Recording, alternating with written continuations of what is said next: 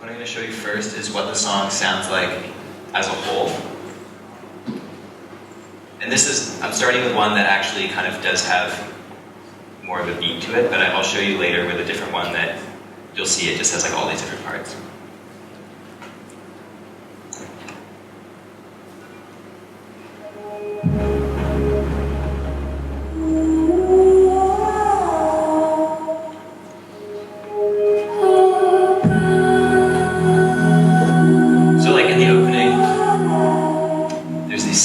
And I could be playing those synths and the bass part, but eventually there's going to be all these other parts going on, and rather than just sequencing all of them, I just take these little bits of them.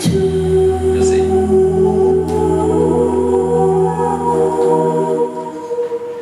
Not knowing where to go.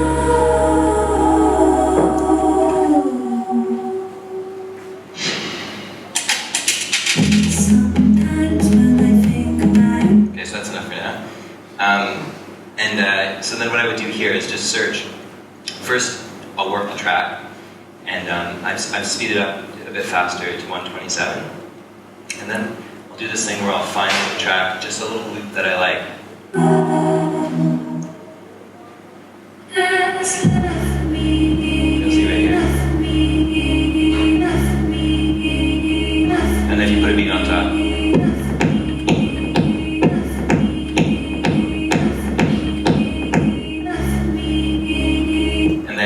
As the song needs to change for different chords, I would just find a different spot in here, find an appropriate spot.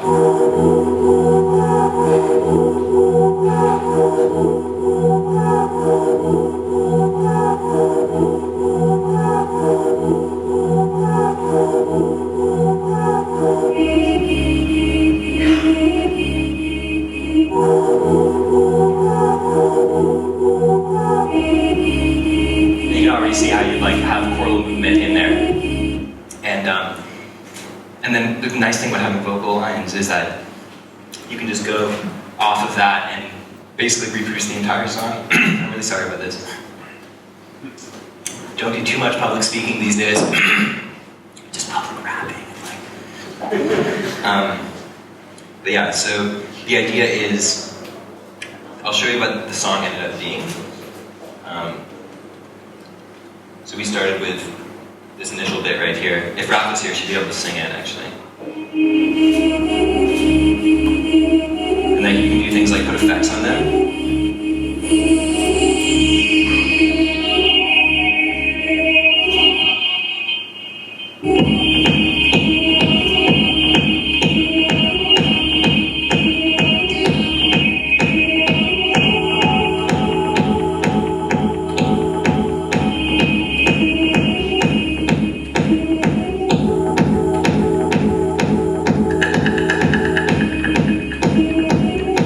See, that's a lot more simple. It's not necessarily like the same song that it was before, because you know, there's a lot of space and stuff in the song before. But this is, I find like when we're playing, it actually has a lot more of like just weight to it or something like that. It's hard to explain, but and then also just it really opens up the door to do things on top. Like I would use this hardware to give like a top element to that. So then you can see here. Hey Rob, here she is. This is the other member in the band, Raphael. Sorry, that was really bad traffic. It's all good, nice to see you. This is Peter. Hi, I'm Peter. Hi, Raphael. Well, it's your turn. No, from England, this is a long way. So welcome to Europe. Yeah, cool. I like your microphone. Thanks. Looks great. Yeah. Speaking of which, can we get a microphone? Another. Great, we'll just plug it in. Yeah, I'm just showing them into the way that we take the really short loops. Okay. You're actually good timing, because if you want, you could, I don't know, yeah, you can show them like what you do. This was all staged. It was just perfectly planned that you would come out at the moment you start mentioning the vocals. Yeah. Peter, we don't have a second microphone. Oh, she has her. Oh, you have The advantage of her being a vocalist. My special mic. Here, I'll plug it in.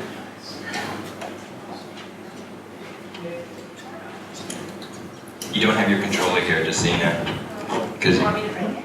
Well, just because we have everyone already assembled, we'll just move forward without plugging it in. Hey guys.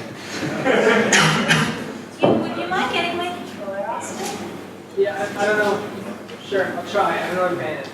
Oh. With, There's no time to set it up. yeah, whatever. There's probably a Livid controller hanging out in his office somewhere. Yeah, it's this Livid controller. USB. Yeah, so I showed them the whole song, or just the intro bit for In2. Actually, now you were going to tell us you're going to do something with the hardware over top. So I see we have an APC 40 controller here, the sort of pre-push hardware controller for live. Well, I started doing this before Push came in. Before push came out, yeah. Well, it's okay. It looks like it's gotten a lot of use. We have a couple of the QNexus and a QNeo. I guess the QNeo you were sort of controlling effects on. QNexus you're using sort of as a keyboard input, yeah? Yeah.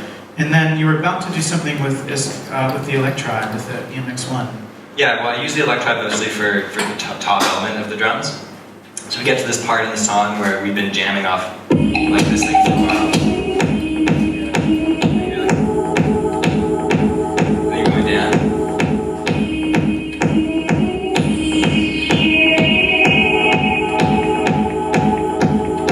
And then she's singing more.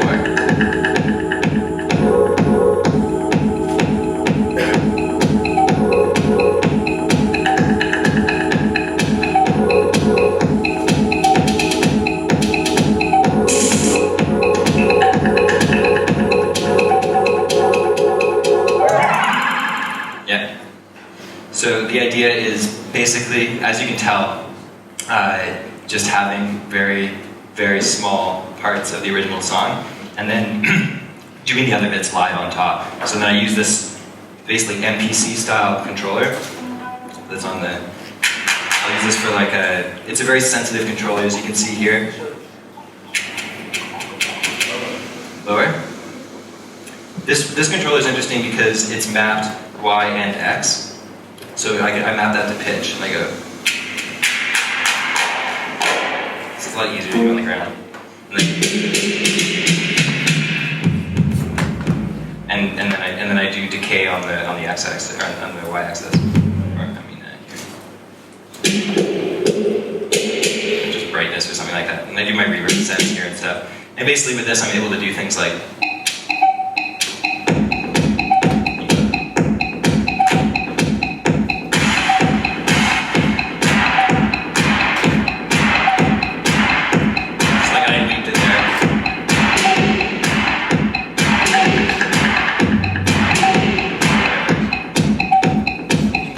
In the different songs, I've devised different parts that I now play on top, made different loops on here to play on top, and essentially the only bit from the song that remains from the album are just these really core bass loops, which are, like as you've heard, those ones initially, and then I just made all these other ones.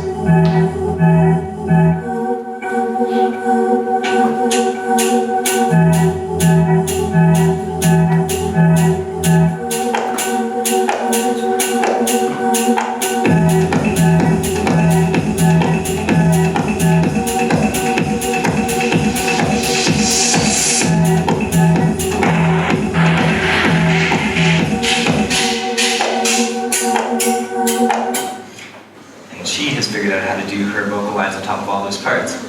Can you text Taylor and ask him to bring me my controller? And I was just like in a fury, and I was like, oh my god, I need my microphone, and I just like grabbed it, but I just forgot it.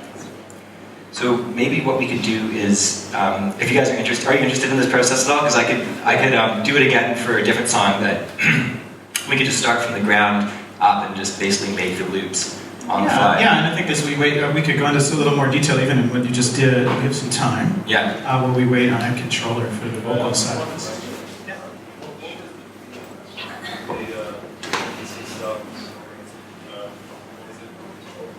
I have the QNeo mapped to a few different things. There's a ribbon on here on the bottom I use to map the chain controller, so it goes across from the top. So chain is a parameter inside a device rack that allows you, for those of you who don't know, that allows you to morph between other different sets of parameters. That was an explanation that I don't think made that any clearer. Yeah. Chain. People who wrote the documentation are sitting in this room. But Well, no, it's just cool because basically on one, I don't know if you, maybe you're familiar with chain controllers already, but one thing that you can do with them is on the same track have these different devices lined in, and the way that you transfer between them is by just dragging this little slider. So on the far left, I have this synth that I built in an Artura plugin called CS80V, which is actually a really cool looking synth. It's like this huge Japanese style synth. And then what I've done is map the pads to it, and they're like push, they're actually mapped in a certain key, and then I can change this key with a MIDI plugin, so the semitone goes up and down, and I can play in different keys as I need them. And often we'll jam out songs, and then she'll be like, I need the key. And I'll just find the right key, just like you would if you were playing on another instrument. Yeah, so then this is like the root note, just the major scale.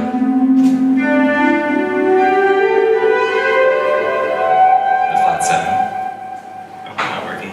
But then this sounds really pretty with chords when you put them together.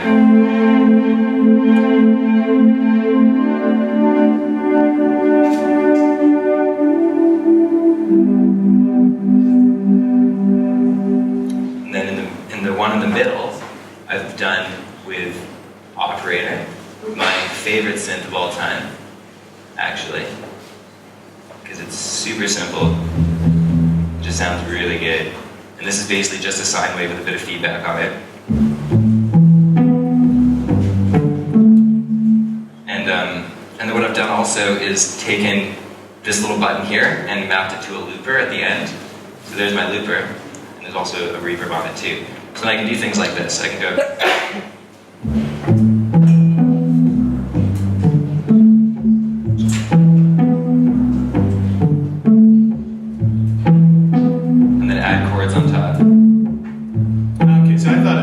Step sequencing some of those drums, but you're actually just using just the looper. Okay.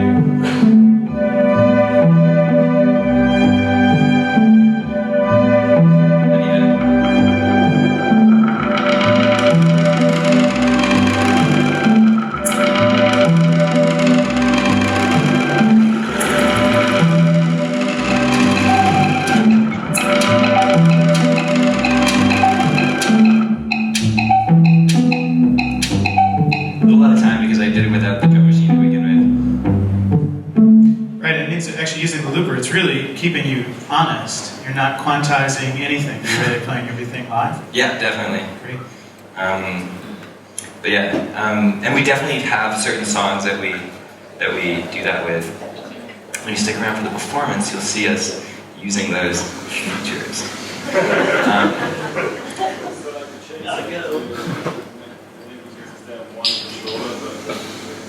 Yeah, it's also just really good for the looper because I can record something with a chain selector.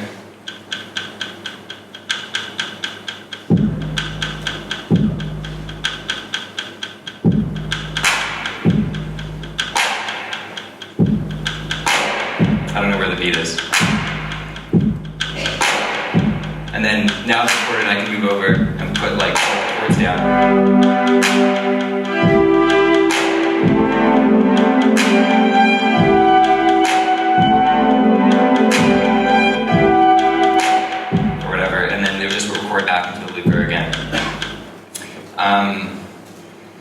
Yeah, as we're waiting for the controller, do you want just to, I can just explain some more things I do. Yeah. Run and see if I can find it. Okay, another cool thing I do is definitely with, do you guys know what dummy clips are? Does anyone here know what a dummy clip is? Okay. What's a dummy clip?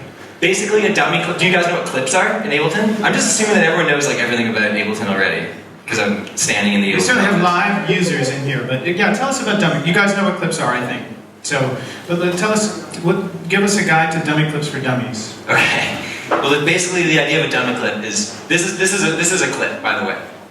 See this? This is a clip, and this is just a drum beat. Right, and it's got audio or video in it already. So this is just like a drum loop I have going, and these are all examples of clips. Like this is another clip.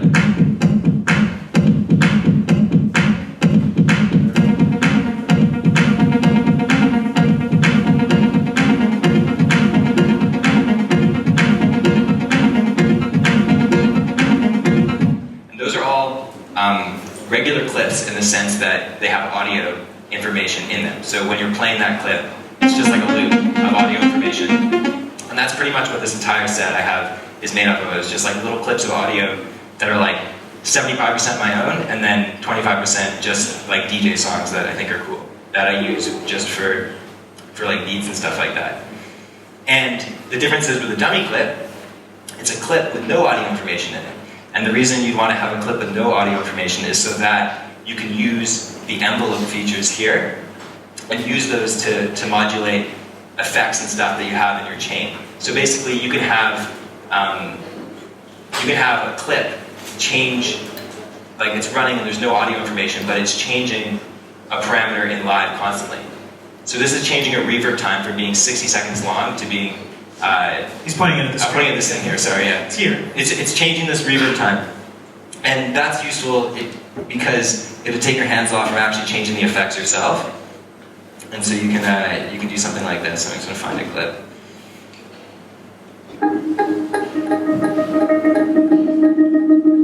So now I'm going to send this clip that's playing to the reverb send.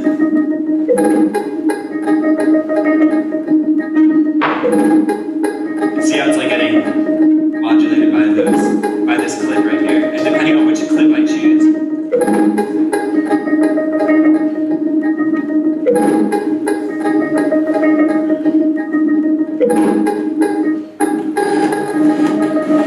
It sounds kind of crabby because I only ever use this one. It just dials it back slowly.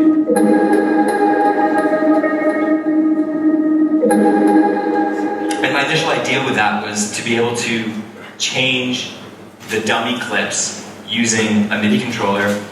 So I'm basically sending something to the reverb, and then I'd be able to have a controller change these clips themselves, so that while you're jamming it out, you can be like, I don't know, here are the pitches changing.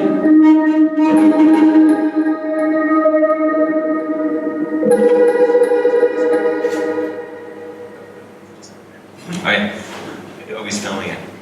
Anyway, so yeah, that's dummy clips in a nutshell. I don't know if much of that came across, but it's kind of all part of the same idea of getting your hands off of. It's basically just like allowing yourself to improvise a little bit while you're working. So then, if you're sending that clip to a reverb, you're able to change that reverb depending on how you see fit during the course of live performance, either from being a really big reverb or a small one, and you don't actually have to like get behind the computer and map out how you want your reverb to be, but you can have these clips set up that will change the reverb settings for you. And you can also have them have automation, so you can have it be like a delay that starts out as like a beat delay on every quarter note, and then change it to being something with triplets or whatever.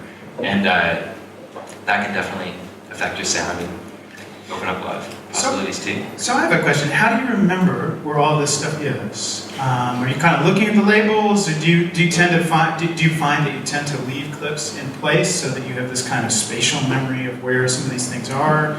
You kind of squinting at the screen to remember some of the time, or? I think when I'm playing, if I'm playing the set that I've played a bunch of times before, I've just memorized here. Okay, so you kind of memorize where it lives on the hardware. Basically where the colors are. But when I'm playing new material or when I'm improvising stuff, I have my computer down by my right foot, like I don't actually have it on my table like here.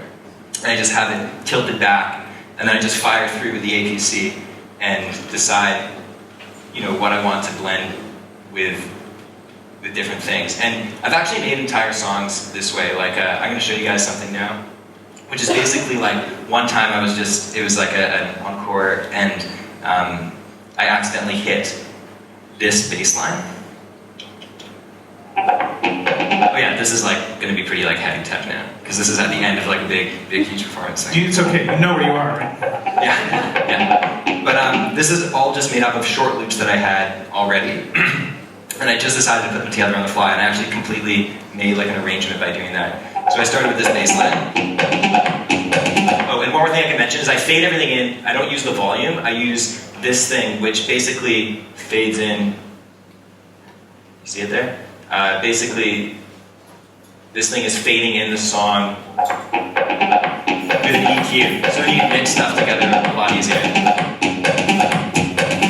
So this is just one short clip I was running. And then I found this clip of drums. But it was kind of like really intense when it first came in, so then I just peeled off the highs with this EQ.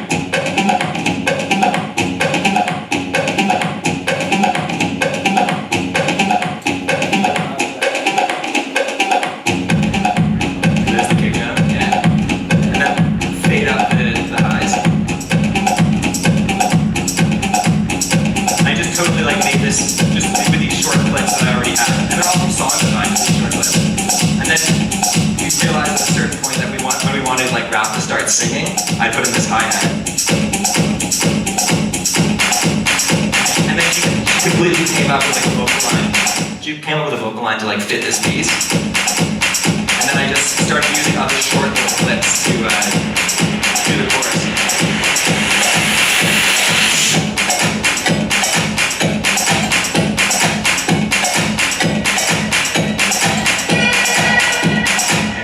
You get the idea if she was singing the parts, because we just basically found all these little short loops again, like I was saying, of bigger songs, and then just started blending them together and building up the energy, and just kind of finding the arrangement on the fly.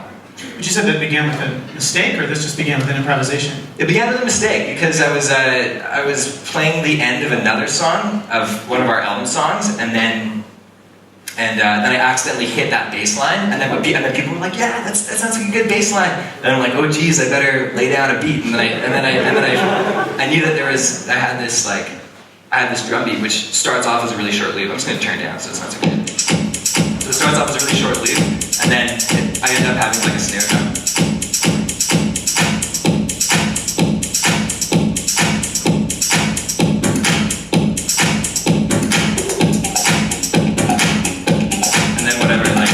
Use this to transition to a DJ part of the set.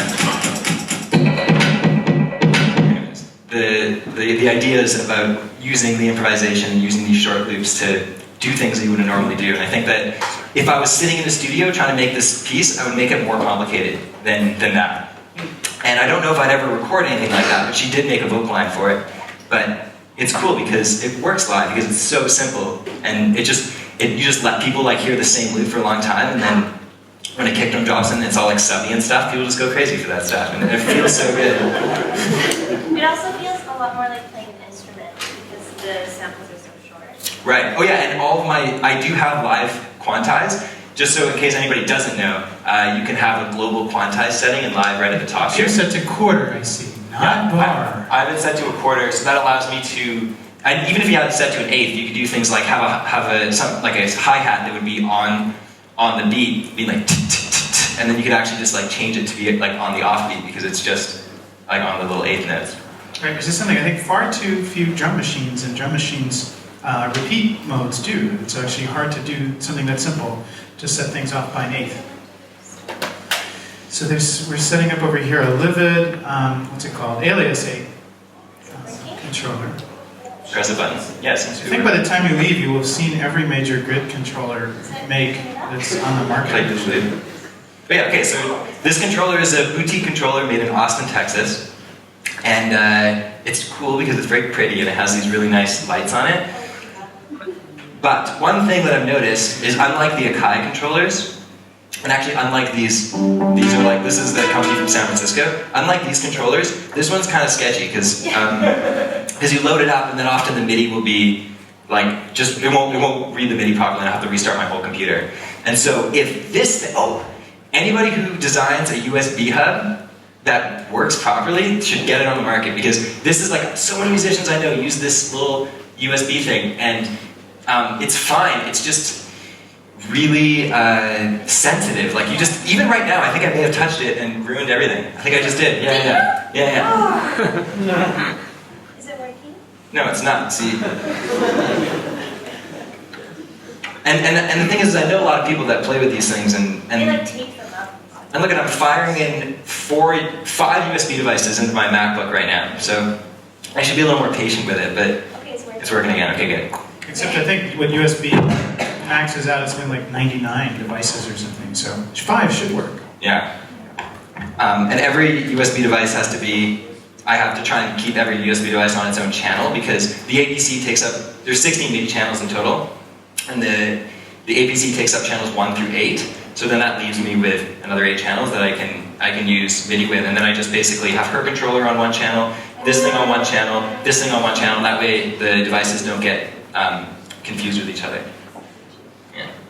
So you're just assigned by channel, you're not worried about assigning by port, in other words, by device? Yeah. Okay. Yeah, sorry that things are a little bit like scattered here and there, but I hope that you're getting a good idea of just basically what we do. I tried to have like this theory about playing things and improvising and all that stuff, but That comes through. Yeah. I can just load in all the cool tricks and be like, do this and then do that. Try it? Oh yeah, here, I'll make it work. I just need to have it come out of the regular, because normally we have an interface that has 4 outs, and then I send her separately so the sound guy can mix her. But that's not set up right now in the mixer, so I'm just going to send her out the mains. While we're waiting, actually, I'm connecting my mic. Go. While we're waiting, can you tell us a little bit about what are you doing from this controller? So from this controller, I've asked Alex to assign different knobs for different things. So as a vocalist, I like using reverb because it makes everything sound shiny and sparkly and more smoothed over. And also I have delays. It's just a bunch of different parameters. So I have reverb E level, Use the other reverb. mic and then they can hear the effects. Oh, okay, cool. Hello? There you go. Okay, this is her chain. Oh, check. Are you getting anything? Yeah. Hello? Okay, so this is the reverb, so you see right there. So turn your decay time of your reverb up. Okay. Hello? So this is making it longer. This is making the room size bigger. So it's like we're in a big hall. You can have a short one. So this is like we're in a really small room together. Maybe we're trapped in an elevator together. And this is just increasing the level.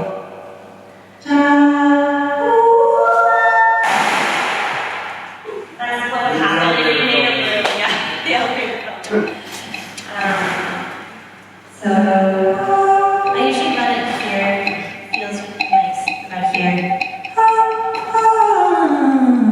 So that's kind of nice. And then I have delays. Delay.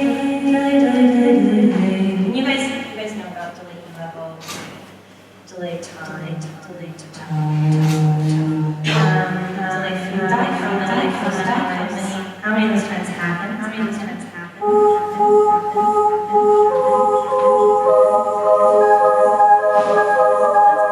That's kind of nice. And then you also have a delay sync, so you can sync it to the BPM, right? Is that how I would explain it?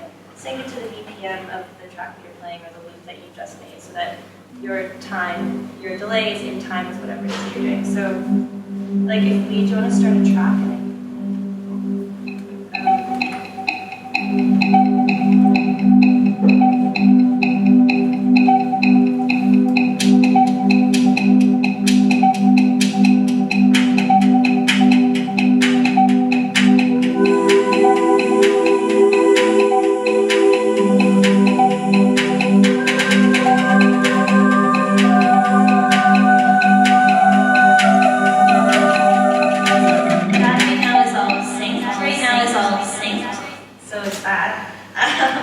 Then I also have a looper that I use.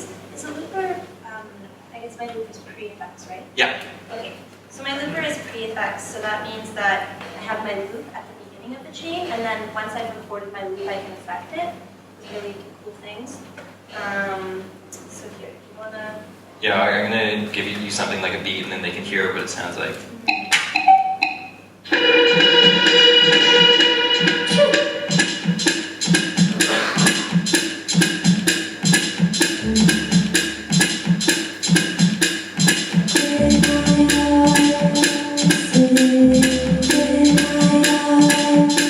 So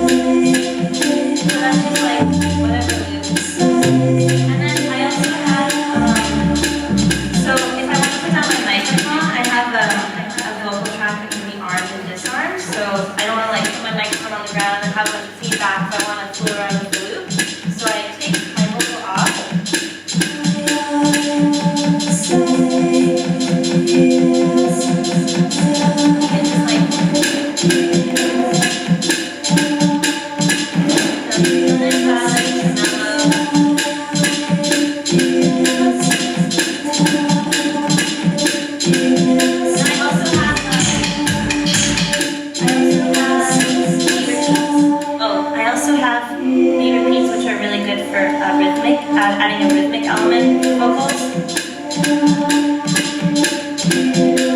So these are all built-in Ableton devices that we're using here, it sounds like. The looper, the reverb, the It's all built in. delay. Yeah, because it runs a lot smoother. Yeah. Show them your beat repeat while you're singing. This is, I just beat repeated, that's this right now.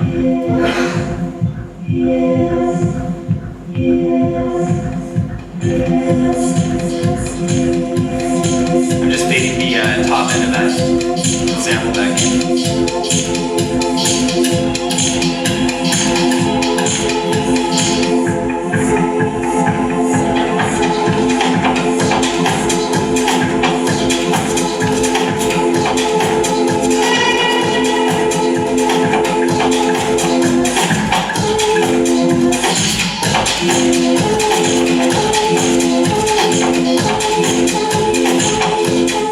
I'm blending two things together. One of them is this shorter sample, which is just.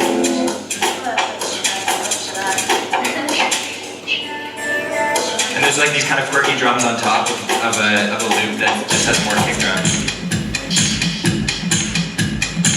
These are obviously a bit longer samples than what I was talking about when I first started the talk, but by the time we start getting this material, we're getting more into our DJ set. Yeah. Did you run through all the effects you wanted to show them? Do you have any questions about those effects? We're obviously just blasting through a lot of different things that we do. Is there something you don't understand or something you want to know more about? Do you use like more compressors and EQ also on the vocal channel, or just like the reverb and the more rhythmic processing? I definitely have a compressor on her vocals, and it usually just acts really, really lightly I like to at the not beginning of have her chain. very much compression, just because Out there right now. I sing very dynamically, so sometimes it's really soft and sometimes it's really loud. And my least favorite thing is when I sing loudly and it sounds soft. I don't like that. So I usually ask for a little, just like very small amount of compression. And doing things with EQ and compression for vocals is kind of a danger zone. Just especially when I have my monitor right here. I don't really like being on in-ears for this project because it just feels a little more punk rock when we get really deep into the DJ set. So I don't toy around too much with EQ and compression. I'm getting that, I guess, from your 58 too, right? It's sort of the Yeah. characteristic of the mic. I have a Beta 58, so it's like a little more top heavy, which is also danger zone, but it's worth it. To answer your question really directly too, one thing that because I'm taking samples from a lot of my different songs and having them all played back in one set at the same tempo with a bunch of samples they weren't initially designed for, one thing I definitely do is I have an EQ on every channel, but this is on my my bass end channel, so I just pull down around just above 100, just below 100 depending on where I am in the room, just to kind of make things sound a bit deeper, and that's like a trick that a lot of people know. Around 100 hertz is this like unfashionable kind of frequency that is really like boomy and like chest heavy. But then the other thing that I'll do sometimes is if the individual clip isn't exactly EQ'd right for the rest of the set, I'll do this, which if you look here, this is a drum loop, and I'll play the drum loop for you, and then what I'm doing with it is this red bar underneath is actually a frequency on this EQ. You can see here it's 5, the gain of 5 is being dropped down. So then this little guy, this little dot here is made especially for that clip, and it's set at 2.6 kilohertz, and then this clip automation is bringing it down for there. And then this way I can have different clips have different EQ settings without having to EQ them on the spot. And this way I can kind of change it on the fly, like I'm adding a new clip. I don't have to rebalance it with that EQ setting. I can just quickly go off of it. And yeah, I'll just show you it really quickly. It's another drum clip. That's not it. It's right here.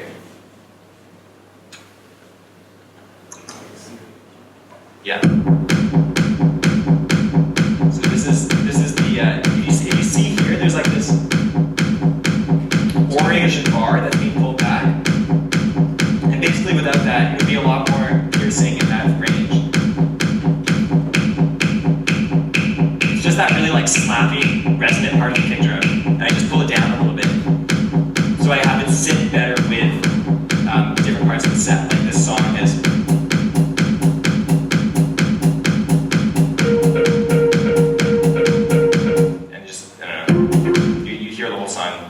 play it, but that EQ setting works good for that song, and I just have it set so that it takes it out of just that clip and not the whole track.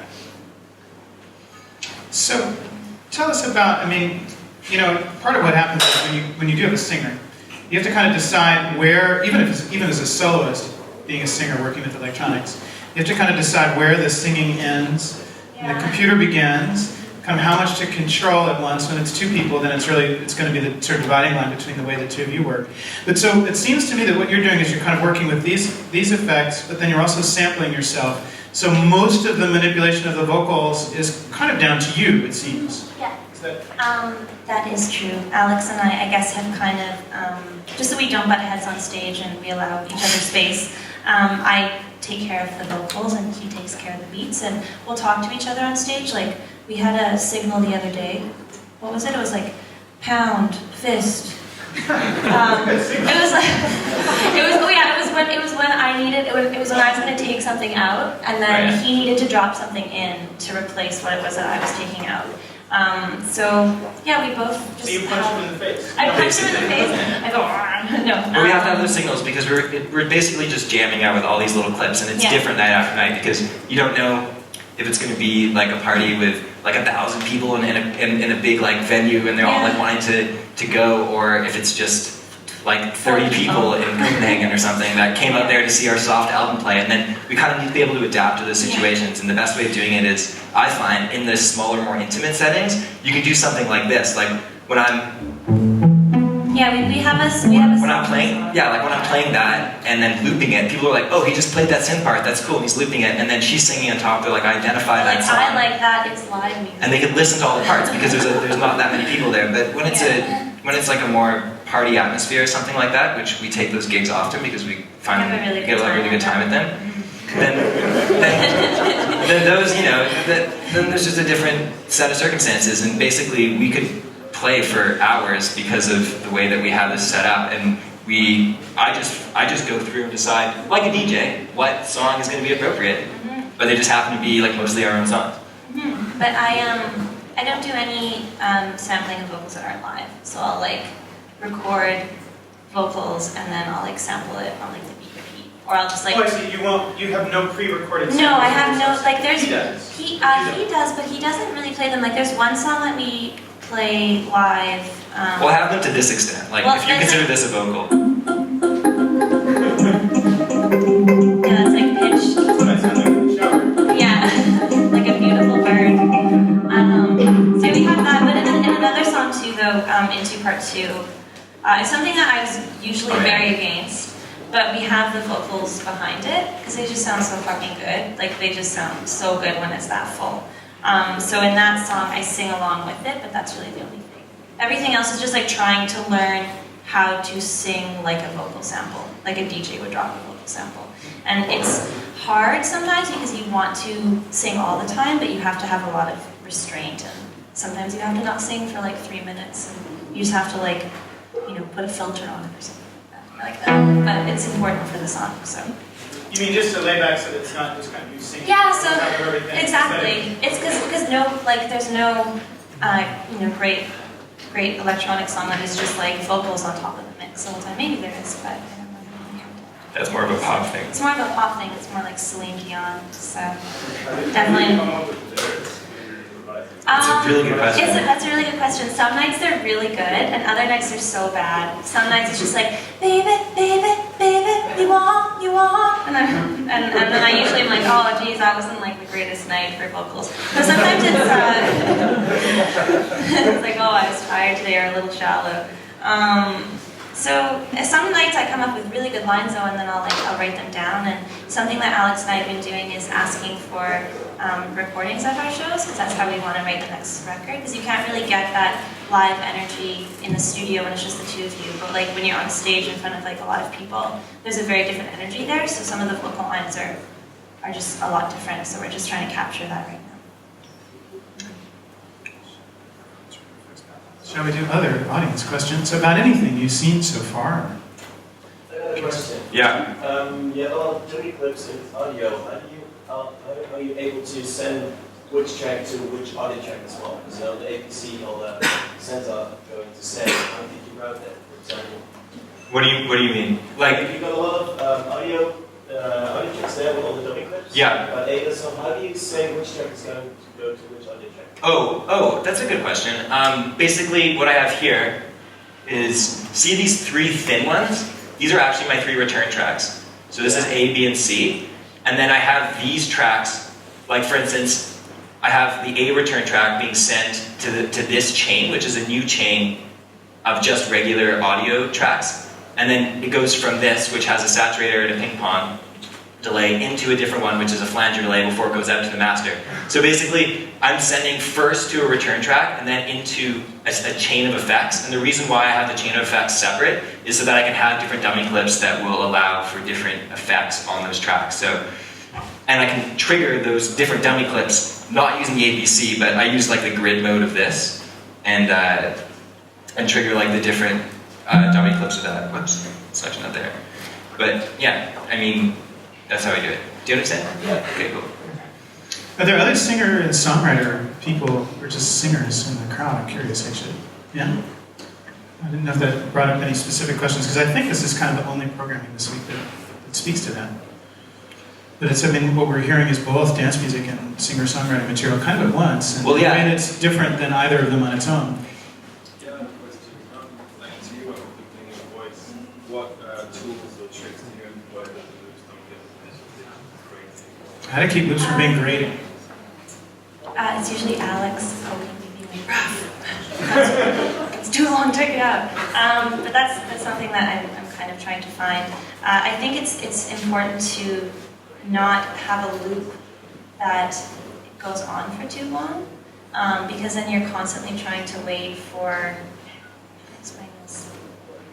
You have to wait too long to add something or to take something away. So I usually like work in like really short vocal loops, and also I think it's really important to have faders for your loopers and your beat repeats, because that's something that can become a really, really good compositional tool. Is like that's something that we didn't have before, so we'd have to compose it such that like I'd have to wait until Alex was able to drop something out in order to like put something in. But you can make a loop and then fade it out, and then later in the song Yeah, fade it and I back can in. fade it back in, so then you still have like some of the same themes, which I think is like really important. For And she also has 2 beat repeats on her channel, so then she can hit 1 beat repeat and get that going anywhere from obviously a bar being the longest loop up to, I cap it at 1/64th of a bar, because past that it's usually just like way too tight of a Sometimes loop. those are good. But she has 2 beat repeats that she can also fade in and out. So for a total of 1 looper that she can loop as long of a form as she wants, and then 2 beat repeats where she can have either anywhere from a bar to a very small fraction of a bar, and then fade those in and out and mix those together to form the dance songs. Like something that I've been enjoying doing with my voice is, okay, you know how in dance music when it gets really, really intense and the snare starts going like, and it's like really fast, and then they drop it and it's like boom, boom, you know that part? I like doing that with the beat repeats. I can show them. Do you wanna? Yeah. Yeah. So yeah, if you show us Okay, I'll show you the. end of the screen. Yeah. Okay. Do you want like a 4 on the floor? Or do you want to do No, this it's one? like- And this one has a bit of a melody I can give you. So I'm blending in these little synth samples with like a larger beat.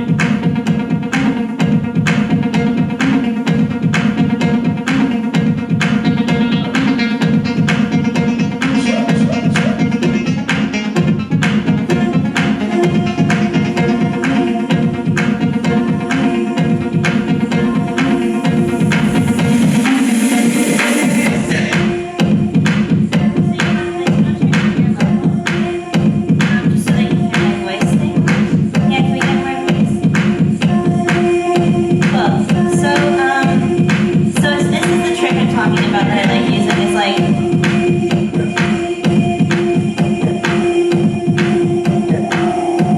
and then you drop it there, and then I would like take that out. But here, I'll take off the reverb. Also, if you want sharp, like harsh things, you just put it back to the human voice, because people are used to that too much on stage.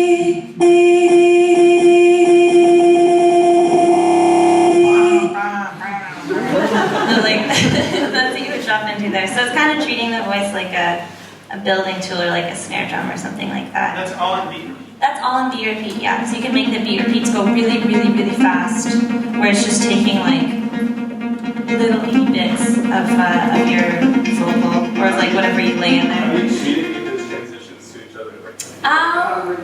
Yeah, it's like, okay, let's go.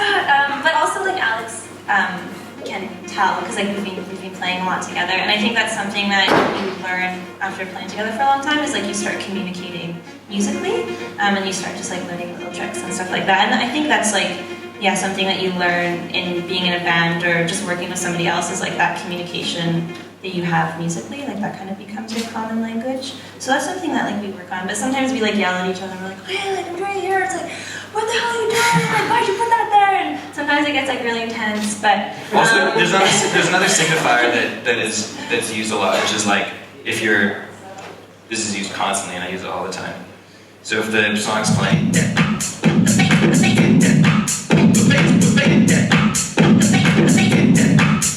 gotta do another 4 times. Come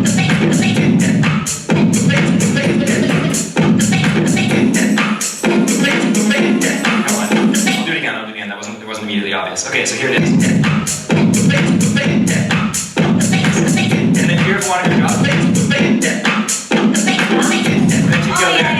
I just take the bass away, and I often will do that for her, just really, really short, so then she knows to come in just after I put the bass back, which is obviously one of the most standard dance music techniques that there is. But yeah. But people like it. And it's just a People good signifier. love filters. They love it. Or doing things with the bass. Like,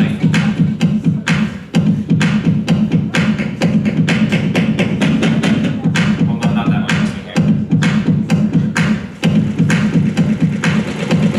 one here. And it just like signifies the end of that part.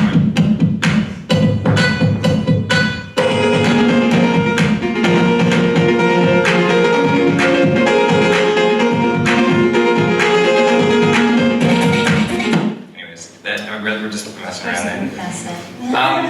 Do you think we could just try improvising, or are we done now? We can take a couple questions. Yeah, Okay. no question. Other questions? Not wrong. Yes, you should improv. Okay. You should do, yeah. Oh, something else that for vocalists out there who maybe want to do some electronic stuff, just like singing along to songs is really good. Like songs that don't have vocals in it. So then you kind of make up all the vocals that would be on the track. Bless you. Bless you. That's another good technique. And then that's making up my own question and answering it. Yeah. So actually, just to go really quickly over, one of my main points of this whole thing was just to talk to you guys about this whole really short loop thing, because that's constantly happening everywhere, where I take like a big huge song here, which is just a bunch of synths,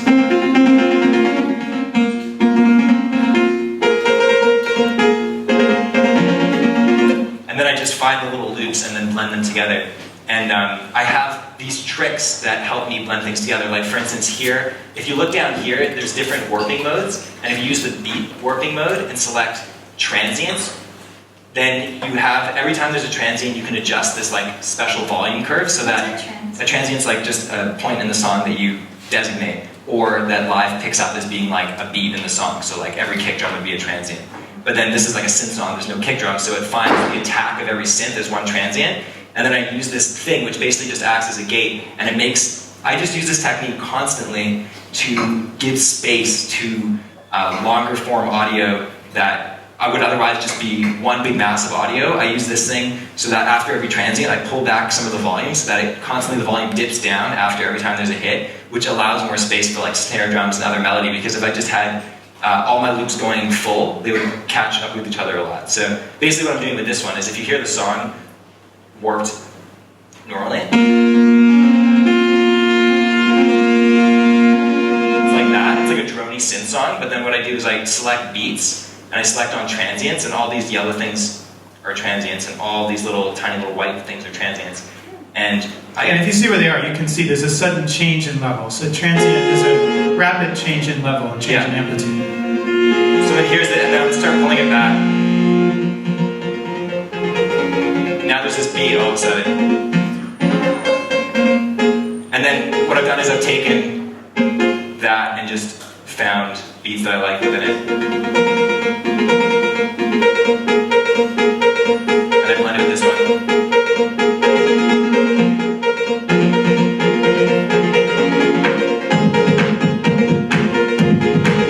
Found a drum group that worked well. And then I'll send those synth things, I'll send to a delay, and it makes it sound really aspy, like this.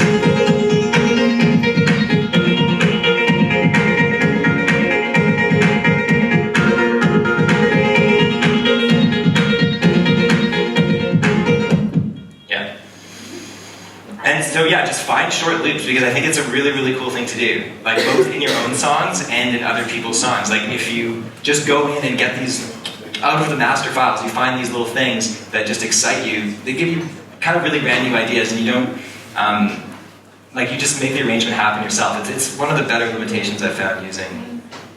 Do you want to try, should we try playing something more? Sure. I don't want to get premature and like play our concert, but we can do You worried it. about time? Actually, past time. Okay. Okay, yeah. Well then stick around for the concert, and then you can see it then. And join Peter in the Oh studio. yeah, right now, yeah. That's right. I didn't know if I was supposed to invite people, as not everyone will fit. Yes. So I don't know how you do that. Join me in the studio. It probably won't be very good, so most of you shouldn't. 20 people will fit. Thank you. Thank you.